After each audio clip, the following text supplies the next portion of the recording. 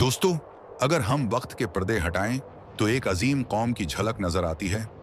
ये है गजर कौम।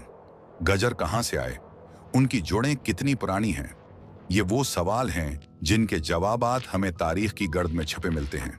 तारीख के कई औराक बताते हैं कि गजर कौम की निस्बत जॉर्जिया से है, वही खता जिसे आज जॉर्जिया कहा जाता है। उसका कदीम नाम था गुजरस्तान, गजरों का पहला वतन। नस्ली एतबार से गजर कौम का ताल्लुक हजरत कार्त बन उमर बन याहब बन नूह अलैहिस्सलाम से जोड़ा जाता है। इसीलिए गजर कौम का जिक्र सिर्फ तारीख में नहीं बल्कि आसमानी किताब तौरात में भी मौजूद है, जहां उन्हें हस्ब गोज कहा गया। वक्त के साथ साथ ये नाम बदला, कहीं गौर कहलाए, कहीं गोगर, कहीं गोजर और कहीं गजर। यूरोप में आज भी उन्हें गौर और गोगर के नाम से याद किया जाता है।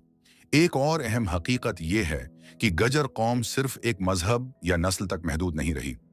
क़ब्ल इस्लाम ये यहूदियत, ईसाईत और हिंदूमत में भी शामिल थी और बाद में इस्लाम के इलमबरदारों में भी नुमायां किरदार अदा किया।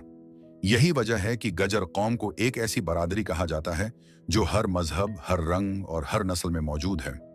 चाहे वो अफ्रीका की सियाह फाम नस्ल हो या एशिया के मंगोल कबाइल। इब्तदा में गजर खाना बदोश जिंदगी गुजारते थे। चरागाहें, माल मवेशी, खुले मैदान और गैरतमंद कबीलाई रवायतें, यही उनकी पहचान थी। गजर सिर्फ चरवाहे नहीं थे बल्कि दिलेर, जंगजू और बेमिसाल सिपाही भी थे।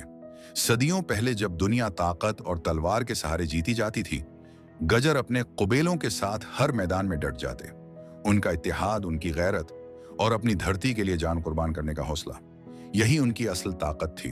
तकरीबन 1200 साल पहले हिंदुस्तान के दो सूबे राजस्थान और गुजरात मिलकर गजर देश कहलाते थे।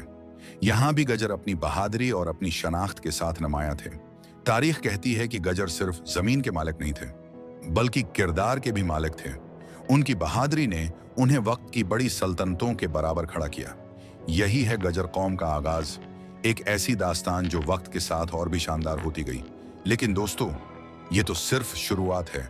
अगले एपिसोड में हम देखेंगे कि किस तरह गजर कौम कदीम सल्तनतों के साथ खड़ी हुई